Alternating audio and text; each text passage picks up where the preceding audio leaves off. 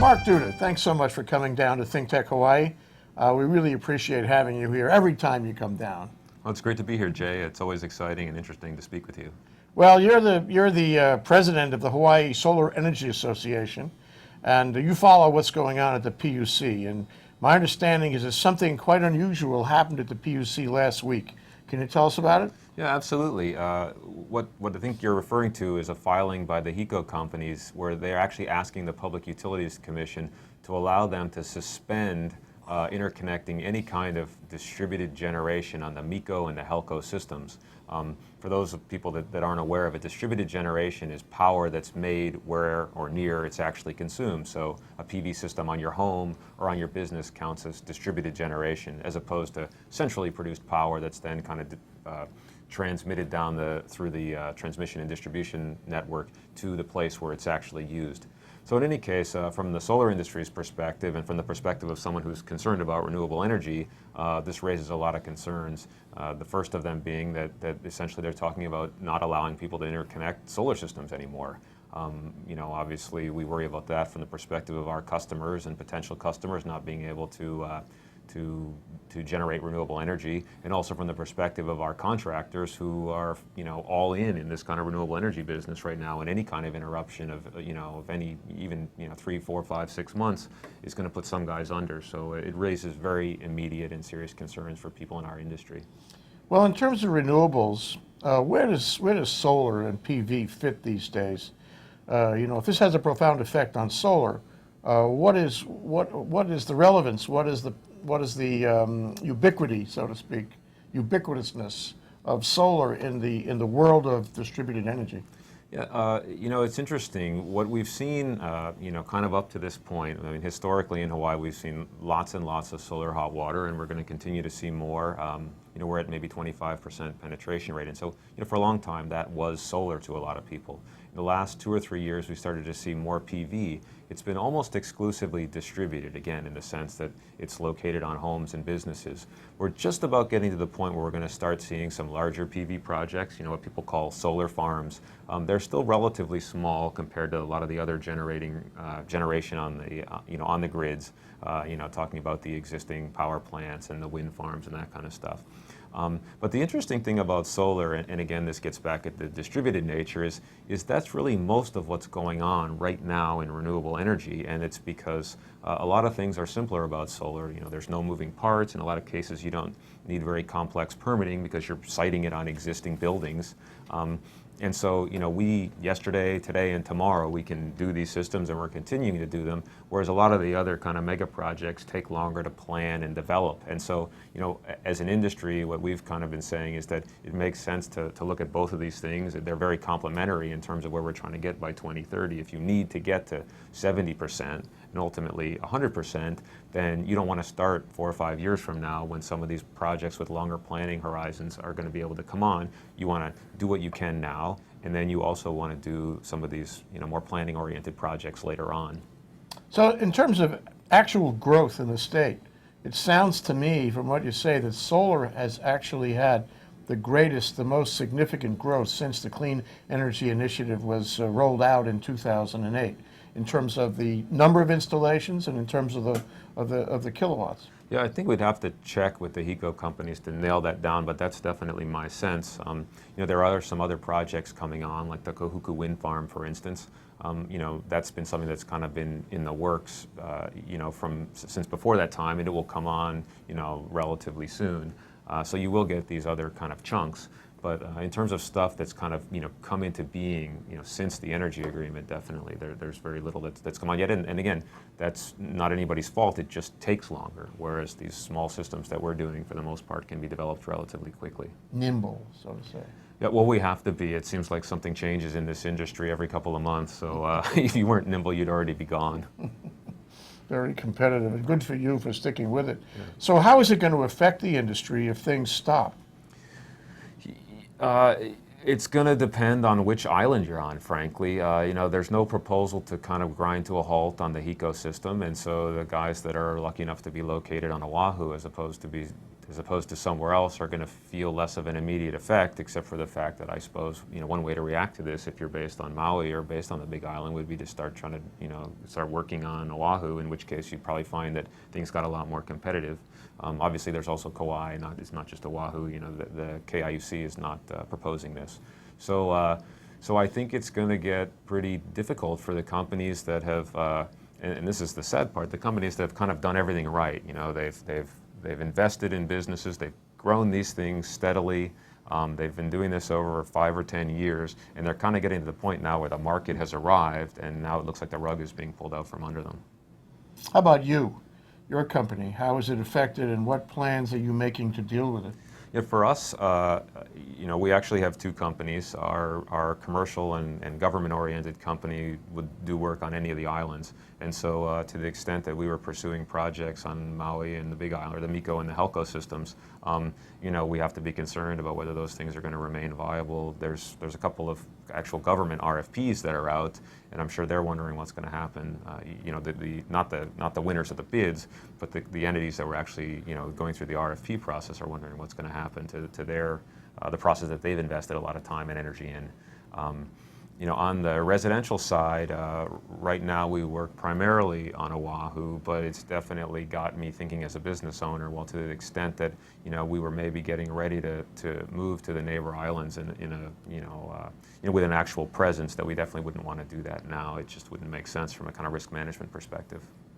And how about in the larger sense, with the Clean Energy Initiative in general, meeting the goals out there 2020 and 2030? How is this going to affect that, if you can see from this point whether it can? It's difficult to know. In terms of what share we'd ultimately get to through distributed generation, all else equal at the margin, it slows us down, and so it may mean that we can't get as far, but it's tough to predict out that far. But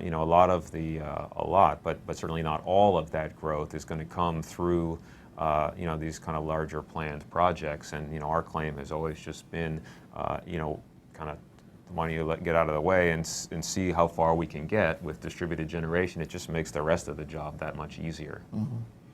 So let's talk about the PUC now. So what is a docket? Can you tell our listeners what a docket is and what this application is vis-a-vis the procedure that will take place at the PUC?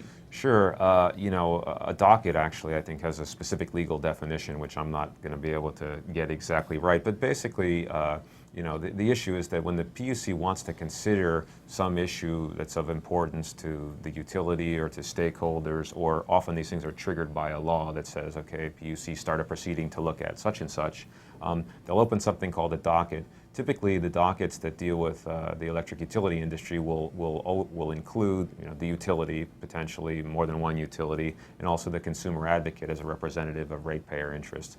And then the way the process goes is that other parties can file a motion to intervene and to say, I have interests that need to be considered when public policy is being made about this issue. So if it's something about like the feed-in tariff docket, which we've had open for, 15, 18 months, we filed a motion to intervene that basically said, we're the guys that do a lot of this work, and so as a result, we have a lot of information to contribute in terms of how much it costs to build these systems, what the market really wants when they're looking at these systems, and that beyond what the utility can contribute and what the Commission's consultants can contribute, that we can kind of tell you how this thing actually operates in the Hawaii market, and it's important to actually get that information included in there. The Commission looks at everybody who says things like that, and I guess in general can agree with some and disagree with others, and some people get in and some people don't. And so we're in that one. So anyway, that's kind of the docket process. In terms of what's going on now, you actually have 2 things that are intersecting in a way that's not very obvious as to what's going on. So the first thing you have is the feed-in tariff docket, which was opened in December of 2008. That thing continues. And this particular issue of suspending the distributed generation on the MECO and HECO systems is actually based on a filing that the HECO companies made in that docket. So it's not an application, it's a filing that they were, there's a schedule and they had to file something on something called reliability standards. And in that filing, they made this request that the Commission allow them to do this. Relatedly, but in no legal sense intertwined with that, the Commission has actually opened a new docket on something called Rule 14, which governs the interconnection of distributed generation for the HECO system, the MECO system, and the HELCO system. And so, what's happened over the last, again, maybe 18 months is that we've spent a lot of time talking about the appropriate balance between centralized power and distributed power, and how all this stuff ends up needing to be balanced. And a lot of those claims are made on a technical basis, and I think the Commission has kind of reached the point where they're saying, all right, we want to look specifically at this kind of technical fundamental issue that seems to underlie a lot of the rest of the things we're talking about, like how many megawatts of feed-in tariff projects should there be? Well, part of the answer to that question relies on how much distributed generation you can safely interconnect to a utility grid of this size or of that size or whatever. And it ends up kind of weaving in and out of all these other dockets. And so now we're finally actually talking about the thing that underlies a lot of the disagreements between the renewable energy industry and the utility that get played out in the Commission. It sounds kind of tedious, and you wonder, these are scientific issues more than legal proceedings. Is there a better way to do this, you think, to figure out what the effect on the grid is and how you ameliorate it so it works good? I don't know of a better way. I certainly agree there's scientific issues. I think you kind of have the intersection of three realms. You have the policy realm, which a lot of it is driven by kind of economic analysis, the scientific realm or technical realm, all the engineering questions, and then, as you say, the legal realm. And so these things all kind of intersect, and if the process is operating well, then all of those different perspectives and expertise are brought to bear on whatever the issue is being considered in that docket, at a sufficiently high enough level that the Commission has all the information that it needs to make these kind of decisions.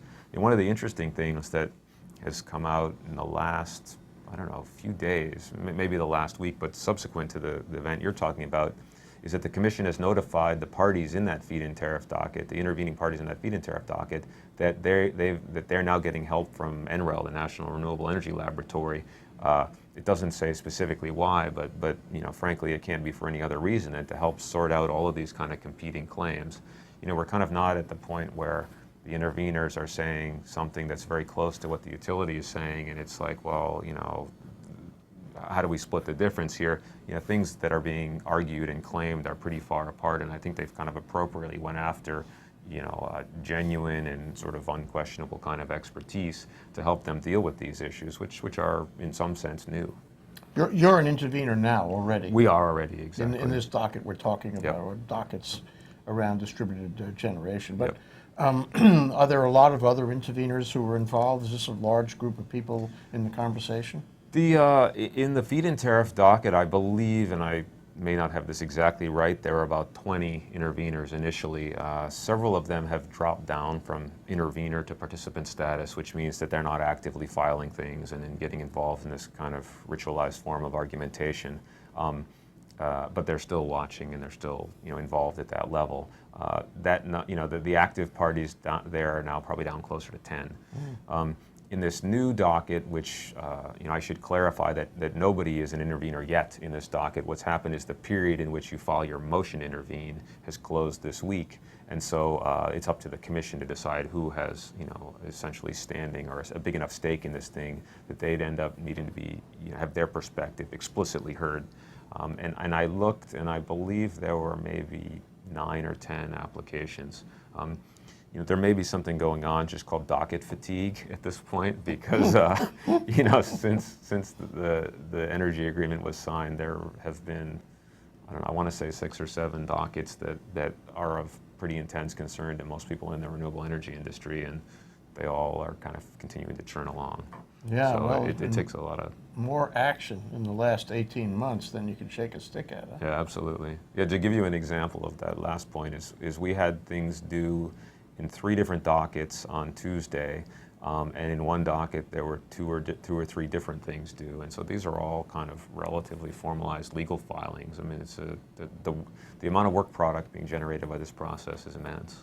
And that means the PUC has a lot of work product also. They do. I mean, this is really a big ask to try to get them to keep on top of this level of workload. And one of the things that that the Hawaii Energy Policy Forum, which I'm also involved in, is really pushing this year, is kind of increasing their funding so that they'll have additional just staff to help deal with the workload that's been thrown at them in the last, again, whatever it is, 18 months.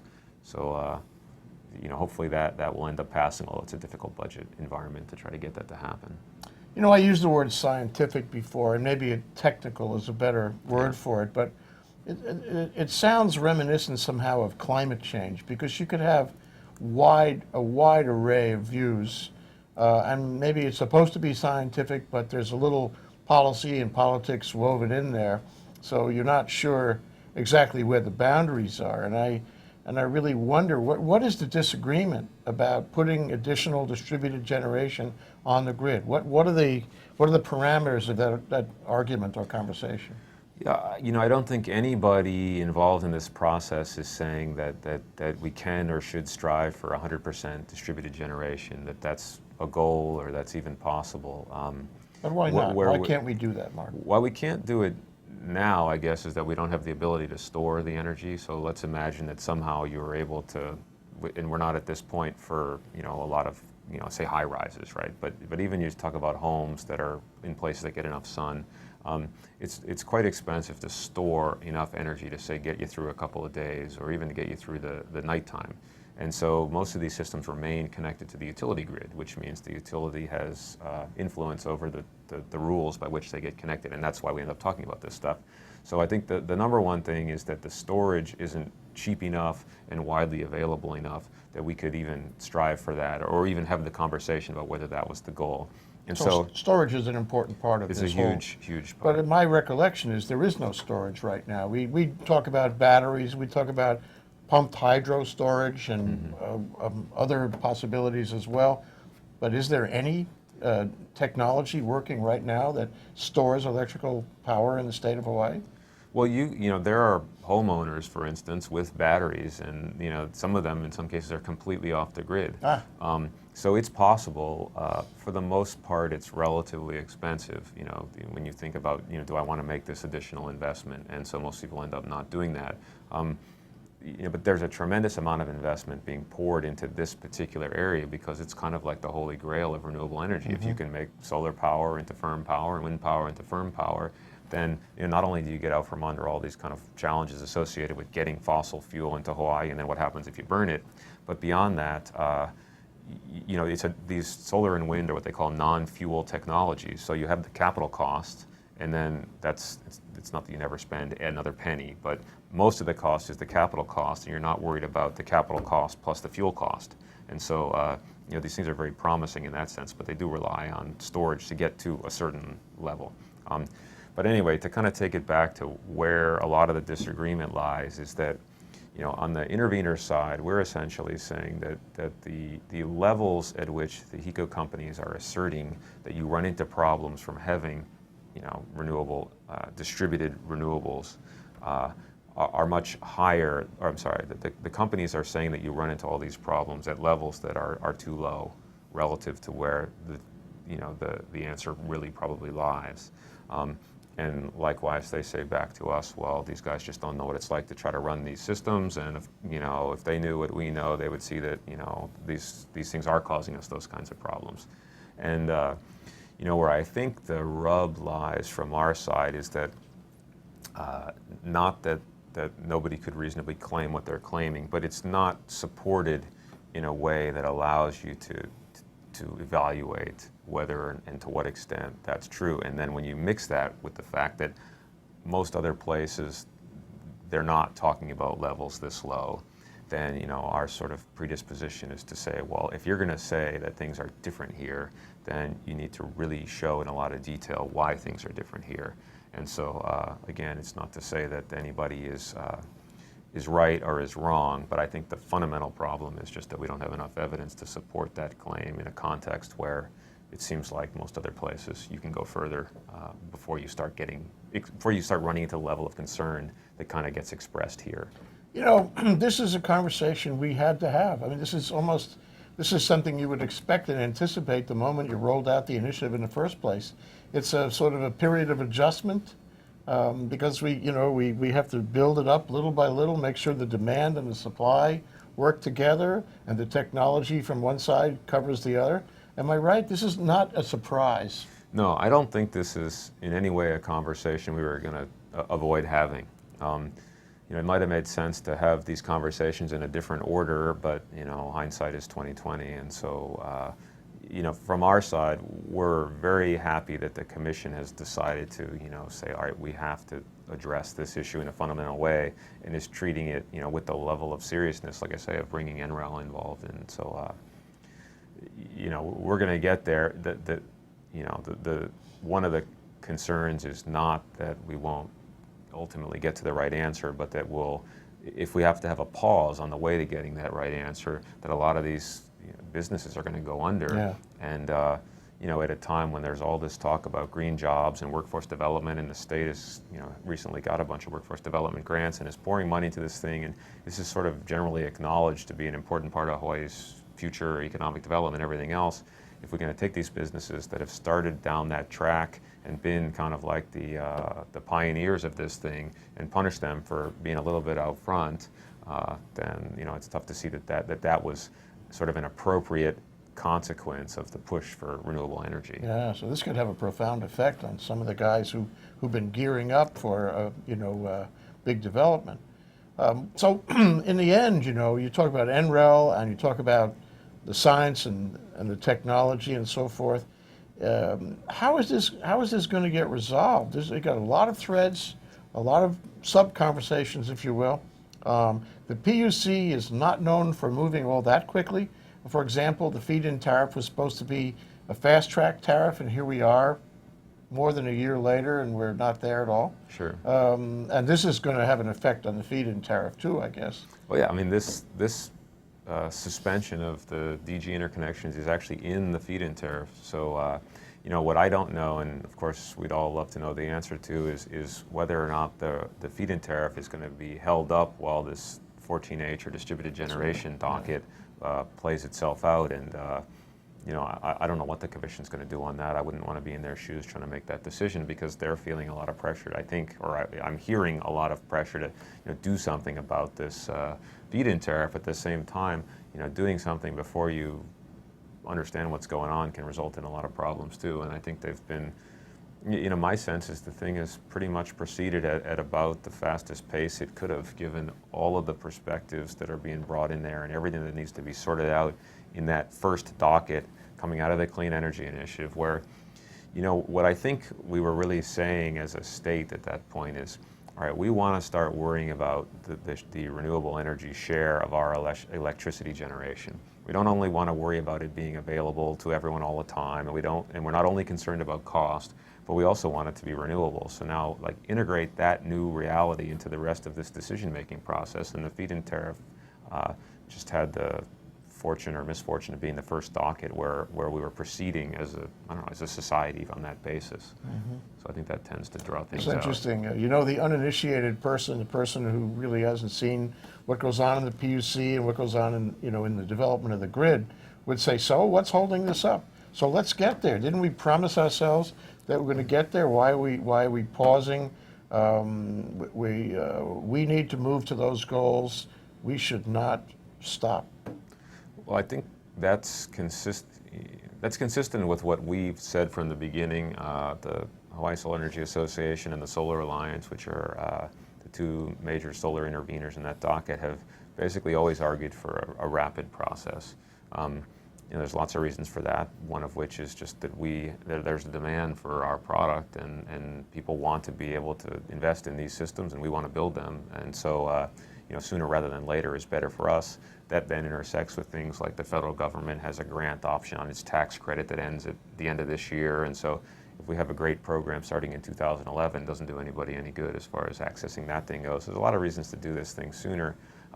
At the same time, if you ask me to kind of change hats and just put on a hat of someone who worries about public policy, I do understand how it took this long to try to arrive at a right answer when there's a lot at stake from the Commission's perspective. And again, it isn't like on one side you have one group saying, well, here's the answer, and on the other side it's saying, well, it's a little different than that, but pretty close. It's two kind of radically different things are being proposed in there.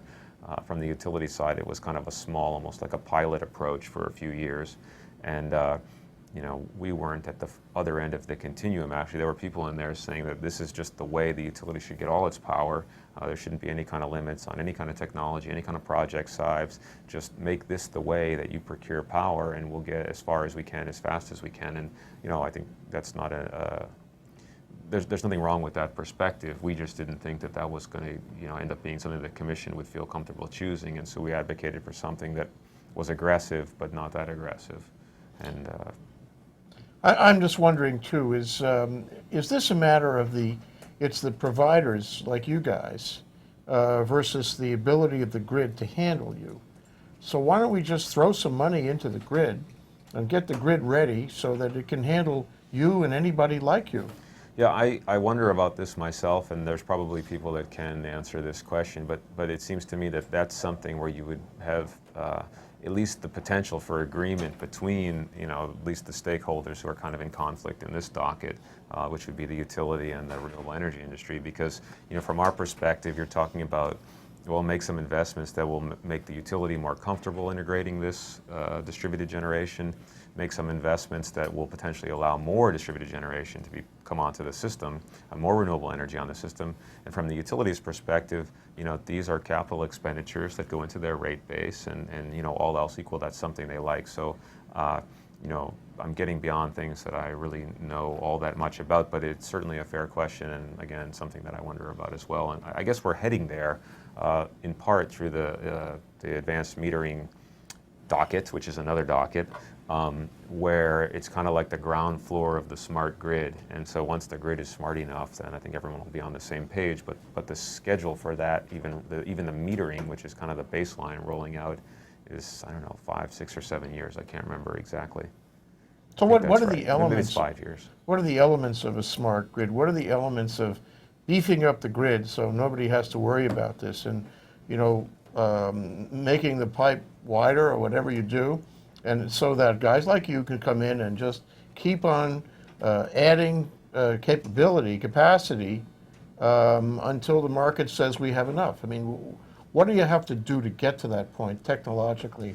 Yeah, again, this is not something I'm an expert on, but I can go through a few of the things. One of them is what we talked about before, storage. You could have some storage actually on the grid at strategically located places. That will allow you to deal with the ramping, the coming on and off of the intermittent renewable distributed generation. On some larger projects, you may want to associate that right with the project as opposed to with the grid.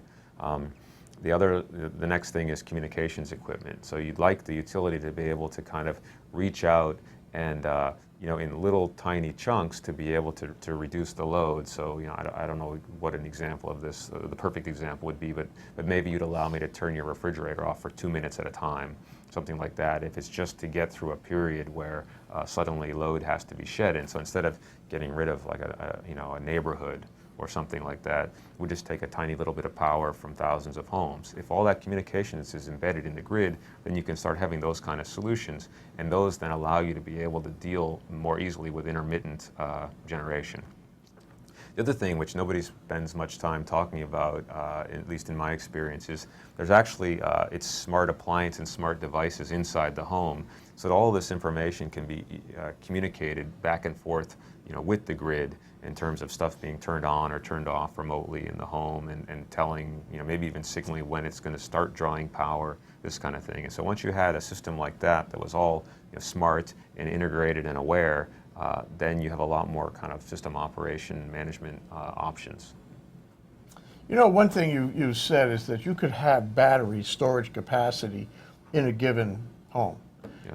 And you could make the home almost a self-contained, well, it happens. You can, yes. You can make it self-contained, and one guy that I know did that for about $40,000. I don't know if that's a fair price these days, but he did it about a year ago. Maybe it was with you, I don't know. Yeah. And I wrote him up in my column. But it all sounds very efficient to do PV, because it doesn't really bother the guy next door. There's no noise, there's no nuisance. And conceivably, you could wean yourself off the grid, or at least be a minimal problem for the grid because of that battery. And indeed, as we said, it's very nimble. This technology is very nimble. And we've had demonstrative evidence of the fact that you can install it in large numbers over in rapid deployment over short periods of time. So why don't we focus on that more than any of the other stuff, which sometimes has noise, community uprising, difficulty for the environment, for storage, and all these other things. Why are we going off in all these directions when we could just settle down and pick one technology and make that work for the state? What do you think? Well, I'm not advocating that, but I Don't think be you modest. could. No, but you could take it a step further and say, why are we even at the point of worrying about? Well, not at the point, but why are we so focused on worrying about the generation side of this? Why don't we worry about all of the options, all the tools we have in our toolkit for just reducing the amount of power we need? So why aren't we taking billions of dollars, to the extent that we have them, and spending them on things that reduce the load? And so what we do is you say, how far from a kind of economic perspective, the perspective where it makes sense economically, how far can we take the load down? And then what we're looking at is solving a much smaller problem. We do have this energy efficiency portfolio standard where we're trying to hit a certain target by 2030 also, but it's not real clear how we're supposed to get there. One of the things we do is take 1% off of all the utility ratepayer bills, and we give it to this thing called a public benefits fee administrator and ask them to sort of spend it wisely to reduce load on the system. But that's clearly only part of the answer. And so, I think, like I said, we could make an aggressive 5-year statewide push to comb the earth looking for ways and good ideas that have worked elsewhere and some of our own good, new good ideas that will reduce the load. And we say, okay, here's where we're going to get based on that. Then I think, as you say, the next thing is you look at what you can get out of distributed generation. This is stuff that people are paying for themselves. It wants to be connected to the grid now, but longer term it may not as the storage becomes cheaper. And so you're kind of handling the problem that way. And then, at some point you're left with how are we going to handle the load of the places that they can't make their own power? And we need some kind of centralized power. And in order to do that, we need a combination of base load power. However we're going to get that, ideally that would be renewable. Right now, for the most part, it isn't, but we can have a plan to move in that direction. And then for the rest of it, how can we have these kind of ideally non-fuel, non-fossil technologies to supply that? And so somewhere, in that kind of general trend is going to be, the answer ultimately is going to lie. I think it's just a matter of how painful the transition is to getting onto that path. On a community basis, it seems like we're inventing a whole new world of energy collaboration, and you really wonder, is there someplace else that we could look to for best practices? Isn't there somebody in the world that has hit these problems and dealt with them and had this conversation before that we can learn from? Well, I think there are. A lot of times the issue is that the context will be different. So you take as an example Germany, which has a very successful track record with a feed-in tariff. It's more or less the case that that's their primary incentive for renewable energy. And so, they had a very aggressive pricing policy to get people to, concentrate, focus, and start investing in this stuff. But one of the things it was also designed to do is just drive the renewable energy industry in Germany. And it worked. They went from, not being a leader in these technologies. I mean, they weren't an also-ran, but they weren't the leader. And now they are the leader, exporting stuff all over the world. And so it's been a very successful industrial policy. They have this solar regime that's similar to Seattle, and they have half of the world's PV installed. So, that happened because they aggressively pursued it with policy, but it had this other side effect. Now, I don't think Hawaii has that option where we're going to suddenly become, say, like, let's become the leader. Let's really aggressively pay a lot for this generation through the feed-in tariff so that we can become the world leader in renewable energy research and development. I don't think our market is big enough to support that. We don't have the kind of existing science and technology infrastructure that, when you're talking about the whole country of Germany, you can say, yeah, we can piece this together from our industries and our existing companies and that type of stuff. So again, the context is a little bit different, but that would be a place to maybe find some things that could be useful. Mm-hmm. And there's some places like in Denmark that have very high penetrations of wind that people like to look to. And I think there's the Masdar city in I forget exactly which country in the Middle East, but they're trying to be 100% renewable. And there's some places in China that I think are also trying to develop entire communities of 50 or 100,000 people that are entirely renewable. So the same problem is trying to be solved in a bunch of different places and in a way that makes me suspect that we could draw from that experience. I don't think there's any place that we say, oh, they really did it perfectly, let's just emulate that exactly. What about us? Everybody thinks about Hawaii, or at least a lot of people I know think about Hawaii as a laboratory. Yep. Where we learn stuff here because of our special diversity and our special environment. And then I don't know if we would sell it elsewhere, but at least we would be a model for other people to emulate. So I'm wondering if we're moving at a speed and with, such class and style as other places, might learn from us about how we put all these pieces together. Is it happening? I don't know about the speed part. I think the issue is sort of like, we're definitely ahead of a lot of places, but I think the issue is like this, is that we should be sort of looking at ourselves and saying, we're just more vulnerable than most other places. And so we have this extra incentive, and now we need to look at ourselves and say, not are we moving faster than Chicago, right? We have to say, are we moving fast enough relative to the different kind and degree of vulnerability that we face to interruptions in the supply of imported fuels, this type of stuff. And I think by that standard, maybe we're dithering. But if you just, in an absolute sense, compare us to other places, then we're ahead of, we're ahead of where a lot of other places are. But if you say, well, how quickly do we need to get to the end game compared to those other places, because we don't have access to coal and nuclear and natural gas, this kind of stuff, then we ought to be probably more focused on trying to get where we're headed. Well, this all takes me to a question of the breadth of the conversation. Because what I get from our discussion is that sure, the utility and all the affiliates and subsidiaries know about this conversation. The PUC, which is 3 commissioners and staff, they know about this conversation. The industry, including you, and maybe not all of the industry, but a lot of the industry know about this conversation. Does the public know about this conversation? And if it doesn't, what kind of an impediment is that to resolving this on a society level? And if it does, I'd like to know what they have to say, what kind of message you're getting from them. Sure, that's a great question, and I think one of the things we're seeing in this situation is this thing is actually reaching the public now, because people are going to be told you cannot put your system in. Like it's one thing to hear, oh, the solar industry is in a disagreement with the utility about the feed-in tariff and this and that, and most people are like, whatever, right? But when it gets to the point of Mr. and Mrs. Smith not being able to, they want to buy a system, they have the money to buy the system, and they can't put it on, well, then it reaches the public. And I agree with you, it's reaching the public who are not very informed on this thing, and frankly, I don't know how you would be. It's pretty arcane, and it takes tons of time and everything else.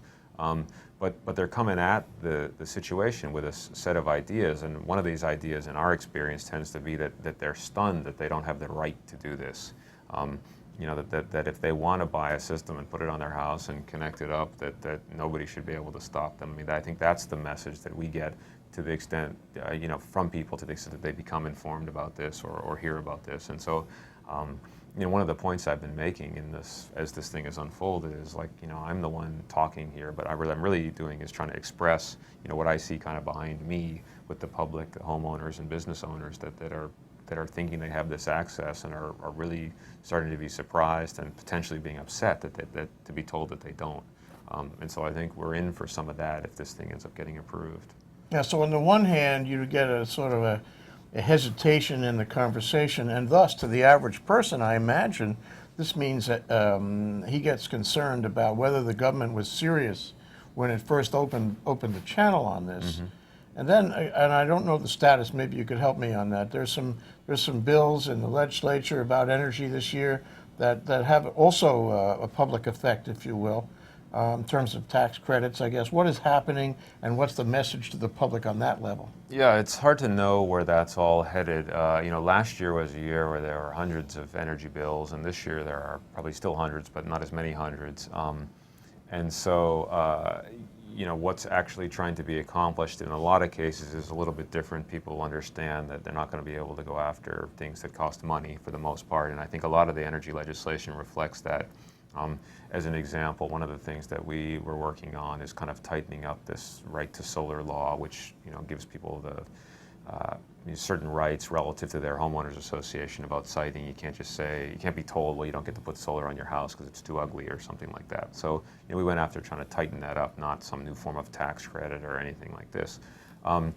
So that being said, there is a bill that threatens to get rid of all the tax credits, and one of the credits in there is what we call renewable energy technologies income tax credit, which is the credit that supports the solar industry by supporting the homeowners and business owners that buy systems. And so, if that thing were to go away, I mean, we would just be done. There's no industry without that credit, and if it doesn't go away forever, you're still going to wipe out all the Hawaii-based businesses. You'd still have the businesses, willing to play that are based somewhere else, and maybe have one person here or a consultant based here, and then you kind of move into operational mode when you're actually doing a project, but you have no overhead, that type of stuff.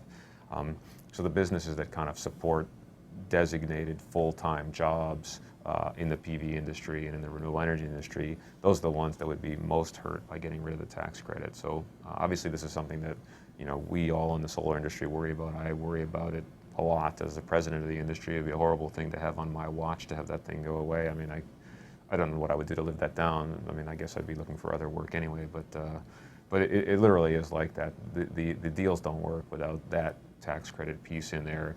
And we're really at a point now where people in the industry here talk about it as we're kind of through the tipping point, that under the current incentive structure, enough people are doing solar and knowing about solar and hearing from their friend or living next to someone that the thing has got a momentum of its own that it has never had before on the PV side.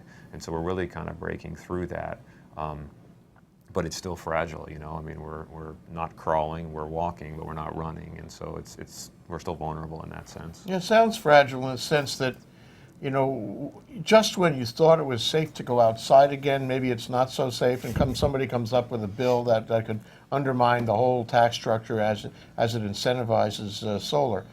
So you can never be sure that government is going to be constant on this, and so you have to have a solar association, and you have to keep on working it. You have to work certainly at the legislature every year, I'm sure, and if you don't do that, you're at risk. No, you can't stop watching. And one of the interesting things, just as an aside, would be that the state, as you know, last year we worked on having a new form of the existing credit that would be more amenable to these third-party financed kind of projects, stuff that would basically make sense on government and nonprofit buildings.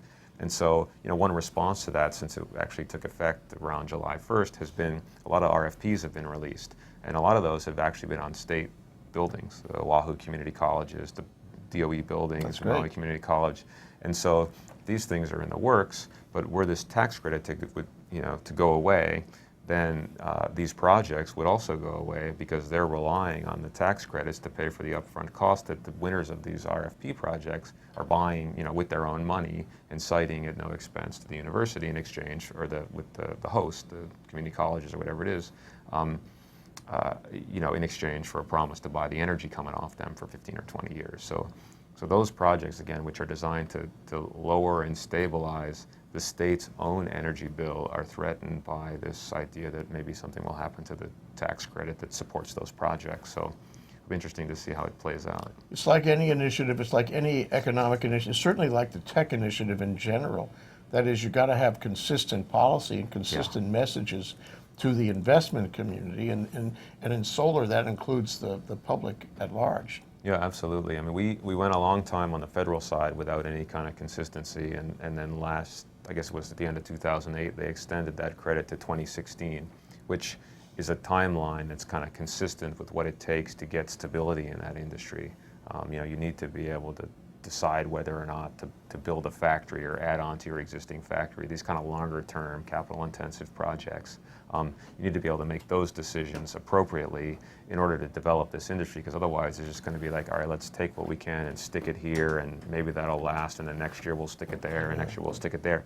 These being different states or different countries, it's literally like that. So we're trying as an industry to get out of that situation, but there's so many levers, both on the financing side, through the tax incentives, or like this thing we're talking about through the utilities, where stuff just gets turned on and turned off and turned on and turned off, that it almost isn't rational to make these kind of longer term investments, at least if you go into it without thinking like, I'm gonna have to, quasi reinvent myself every 6 months, which is how it ends up feeling. Yeah, it's not good for policy, and people do get confused, and when people get confused, they get lethargic, apathetic, and nothing happens. So what would you say to them if and you have this opportunity right now, Mark Duda, what would you say to the public out there about what they should be worried about, what should they be saying to their legislators and their governors and their utility companies? I think what I would say to them is that you need to look at this decision as a 10 or 20-year decision. It's not that, okay, what am I going to pay next month for my power? It's that, how am I going to get off this cycle where I don't know what I'm going to pay for this power in the future, and I don't know where it's going to come from, and if the fuel that supplies this power is going to be available. You want to say, I want to get myself in a position where I'm not worried about this anymore. And and then the message to the legislature is I don't want you to undermine things that allow me to put myself in that position. To the utility, I think it's very similar. It's that I want to have this option, and I don't want you taking it off the table for me. So, I think that's the way the public needs to think about this thing. They need to take kind of a medium to longer term view about what they're really doing here, and not focus on, well, maybe the power bill is $5 more next month. Oh, I guess I can handle that. It's, one less latte or something like that. Is that this over 20 years is a big bulk purchase. I guess it's a little bit analogous to the incandescents versus the LEDs. On the incandescent side, you get a cheap bulb that you spend a lot of money to operate, as opposed to an expensive bulb that you throw away pretty often, right? The first one, the LED, is an expensive bulb that lasts for a long time. It doesn't cost very much to operate. So, what you're seeing there is you're changing the light bulb purchase from kind of a disposable purchase into more like an investment. And it's the same thing on the solar side, right? You're shifting from just paying this monthly bill, whatever it may be, to say, I'm investing in something that will make that bill eventually go away. So this is how they frame the problem. Yeah, but and how about to the governor, to the administration? What would you say to them?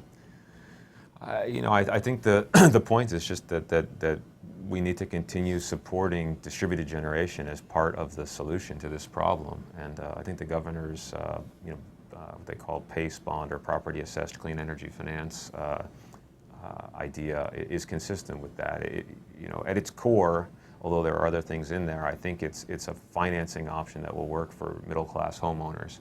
And so to the extent that that thing can end up being passed and can take effect, it will actually make solar, both hot water and PV, more affordable to allow more Hawaii families. So as far as that goes, they're moving in the right direction. Yeah, what's interesting is that, in this conversation, one would take away the point that it's the ratepayers and the users and the people who use the electricity who are going to wind up paying for, the cost of this new infrastructure, of moving to renewable energies, of solar and others. And it's the people who will pay for the upgrades on the grid. This is not coming out of the general fund, is it? No, that's right. And so they should be prepared to pay more, but how much more?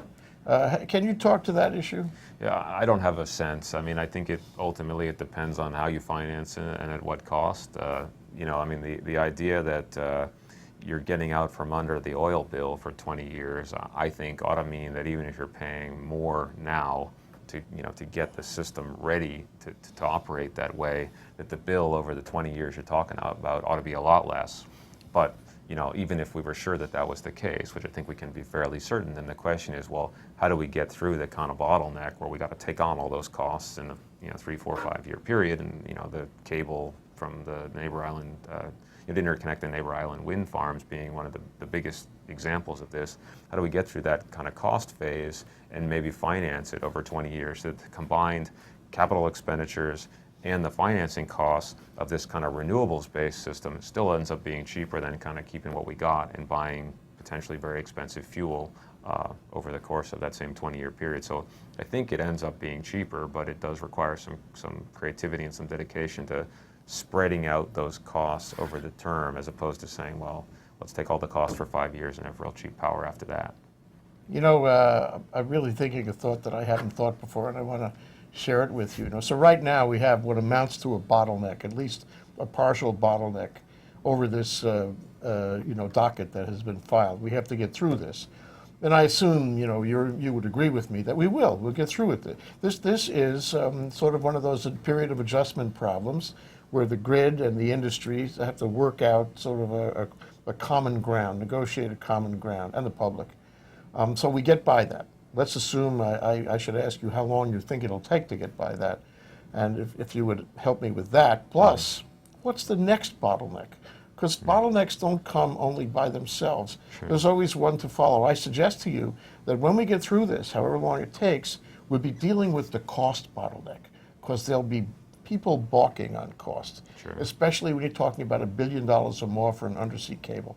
So can you describe that? Well, I don't know what the next bottleneck is, but cost is definitely a central element of the discussion and everything we've been talking about. When you're actually at the commission talking about this, you never fail to discuss the cost of all of these things. So I think the extent to which that becomes a bottleneck again gets back to how creative you can be about engineering the financing that would spread some of those costs over longer terms, and kind of optimally identifying the leverage points, the things that I don't want to say irrespective of the cost, but that might have a big price tag associated with them, you still want it now because it enables so many other things to happen that actually kind of multiply the savings that you would get. And so being smart about choosing which expenditures to make.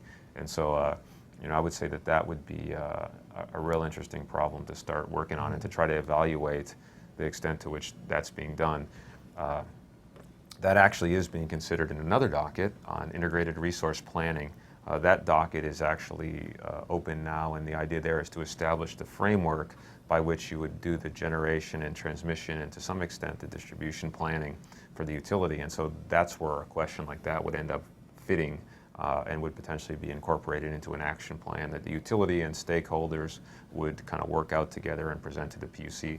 That's not necessarily how it's going to happen, but that docket is actually to establish the parameters of that process. And so we'll see what the commission ends up deciding on that one too.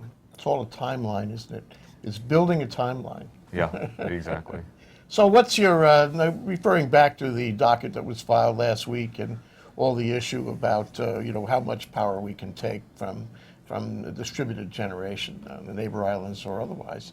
What's your expectation? I know you're not the president of the Hawaii Solar Energy Association for nothing, and you're going to give me an answer that's very careful. Yeah. But what's your prediction going forward here? Well, I think for us, what we were looking at was the energy agreements provision that we would go to 15% as a limit at the distribution circuit level. And so then if you sort of add up 15% across all the distribution circuits, you actually get a number that's no lower than 15%, and is probably higher because of the way the math works. So something along those lines was the expectation, and I think that the idea and the expectation in the industry was that there would be some breathing room on the way to that, where you could actually do the science and do the research to figure out, okay, is the actual answer, because that's a kind of a coarse answer, right? Is the actual answer that on some circuits it's more, and those types of circuits have these characteristics, and on some circuits that's kind of pushing it, and on some that's just right. But just to kind of understand what that next level is, that's where I kind of thought we were heading, and I still think that something along those lines makes sense, as opposed to scaling back to 5%, from the 10 where we are now, rather than going to 15, but scaling back to 5. I think that's the problem. Mm. So should I be optimistic about renewables in Hawaii? Should I be pessimistic? I think you should be optimistic. I mean, I'm optimistic, and it's a question of the time frame, and the technology is all pushing in this direction. Right now the economic fundamentals are pushing in this direction. There's some financing instruments that can kind of help with this, but more need to be developed. There's some kind of legacy issues in terms of the way the decisions get made and the set of options that get considered that are being worked through, and it's part of any kind of transition process.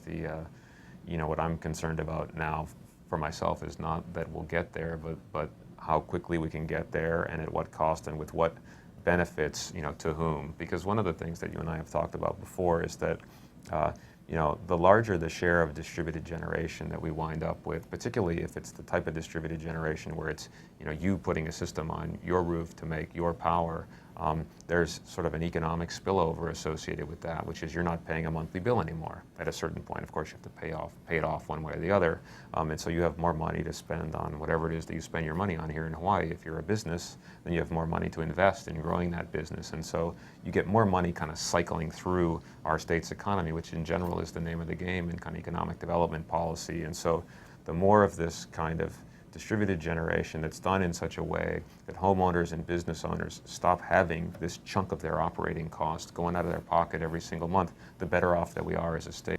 Well, I hope you come back, and I hope you keep at it, and I hope it works out swell for everyone around us. Well, thanks very much, Jay. Thank you, Mark. Aloha. Appreciate it.